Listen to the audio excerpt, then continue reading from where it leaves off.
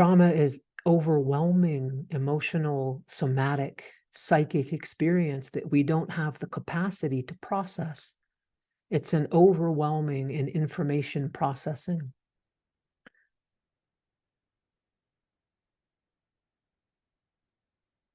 And so what happens is that material that's unable to be processed, to be metabolized, it gets held. It doesn't just go away or vanish when it falls, just because it's out of our awareness. If only that were the case. And so it's held in the body. It's held in the nervous system. It's held, to use psychological language, it's held in the shadow.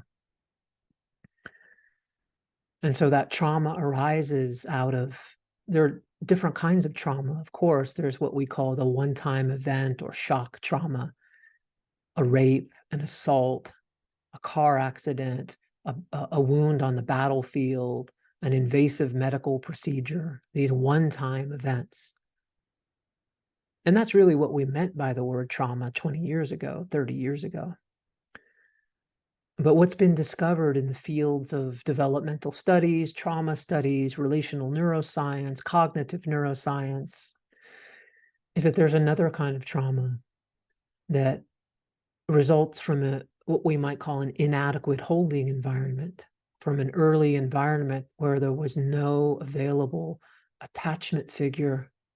There was no neural circuitry between self and other. There was a lack of mirroring, of empathy, and sort of an ongoing, consistent betrayal, loss, neglect, dismissing, shaming.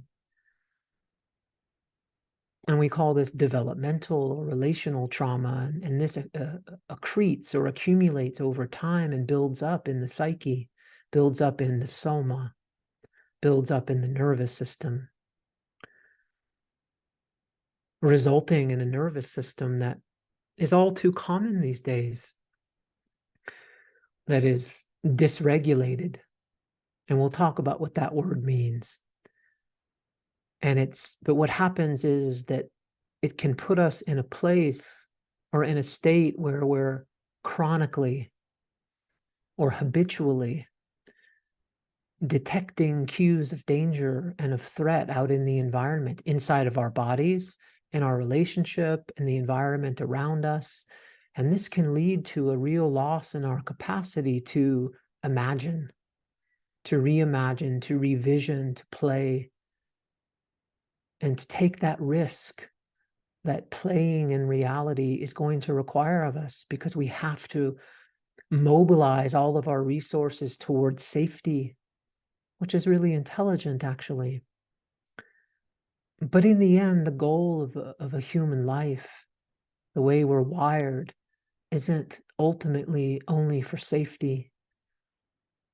It is that capacity to play, to reimagine, to move into those states of awe, wonder, beauty, spontaneity, and just the simple joy of being itself.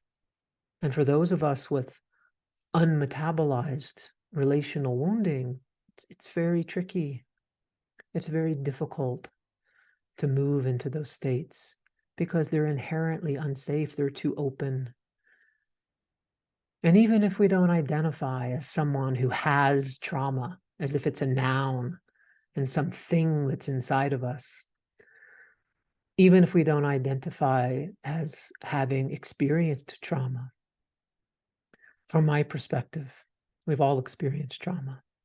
Just being a human being, an open, sensitive human being on the planet right now is traumatic in a certain way.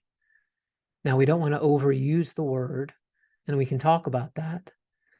But at the same time, we've all had experience in our lives that we've been unable to process consciously, that's become held in our bodies, in our nervous systems, in the shadow. That's true for each and every one of us.